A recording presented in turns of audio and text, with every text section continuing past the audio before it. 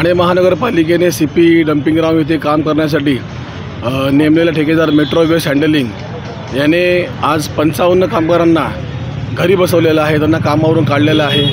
हे कामगार ड्रायव्हर गेले 15 ते 20 वर्ष तिथे काम करत आहेत। अनेक ठेकेदार तिथे येऊन गेले, ठेकेदार बदलतो पण कामगार बदलत नाही तत्व आहे।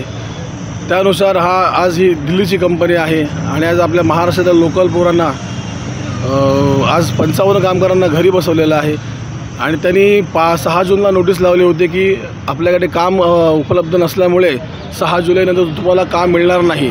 काम तिकडे भरपूर आहे, कचऱ्याचा डोंगर झालेला आहे, डंपर्स तिकडे उभे आहेत, पण त्यांना हे किमान वेतनवाले कामगार त्यांना नको आहे। त्यांना नाक्यावरचे 400-500 रुपयेवाले कामगार त्यांना पाहिजेत, म्हणजे जेणेकरून त्यांना PF भरावा लागणार नाही, त्यांना ग्रॅज्युटी द्यावी लागणार नाही, त्यांना बोनस द्यावा लागणार नाही। सगळ्यांचे खर्च वाचले, त्याचे कॉस्ट कटिंग करण्यासाठी ते लोकांनी हा पाऊल उचललेला आहे। यासाठी आम्ही गेला महिनाभर आम्ही प्रत्येक आयुक्त, उपायुक्त, अतिरिक्त आयुक्त सगळ्यांशी आम्ही पाठपुरावा केला। मीटिंग 4-4 वेळा मीटिंग झाल्या, परंतु आजपर्यंत आम्हाला कुठलाही जे आम्हाला अपेक्षित उत्तर आहे ते मिळालं नाही। शेवटी आम्ही कालपासून आमचे श्रमजीवी संघटना संस्थापक विवेकभाऊ पंडित साहेब यांच्या आदेशानुसार तसेच सुलतानबाई पटेल महाराष्ट्र कार्याध्यक्ष यांच्या नेतृत्वात आम्ही काल आंदोलन चालू केलं।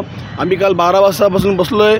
आम्ही रात्री पण इथे जेवण केलं गेटसमोर, सगळे आम्ही इथेच झोपलो आणि आज वाजले 7 वाजायला तरी आम्ही कंटिन्यू इथेच बसलेलो आहोत। तरीही कुठल्याही अधिकाऱ्याला, कुठल्याही प्रशासनाला काही फरक पडत नाही आहे। जोपर्यंत आम्हाला न्याय मिळणार नाही तोपर्यंत आम्ही इथेच राहणार आहोत। उद्या आम्ही आमच्या बायका मुलींना सगळ्यांना फॅमिलीला घेऊन येणार आहोत। मुलांची पुस्तकं, त्यांचे ड्रेस त्यांना घालून इथे बसवणार की तुम्ही ह्यांना शिकवा। आता महापालिका आम्ही शिकवू शकत नाही आणि आम्ही लागलं तर आम्ही पब्लिककडे भीक मागायला पण तयार आहोत की बाबा आम्हाला घरी अन्न शिजवायला आम्हाला पैसे नाही तर आम्हाला पैसे द्या। हेही आम्ही इतर नागरिक आहेत इकडचे येणार जाणारे त्यांच्याकडे आम्ही भीकही मागू ही आमची भूमिका असणार आहे।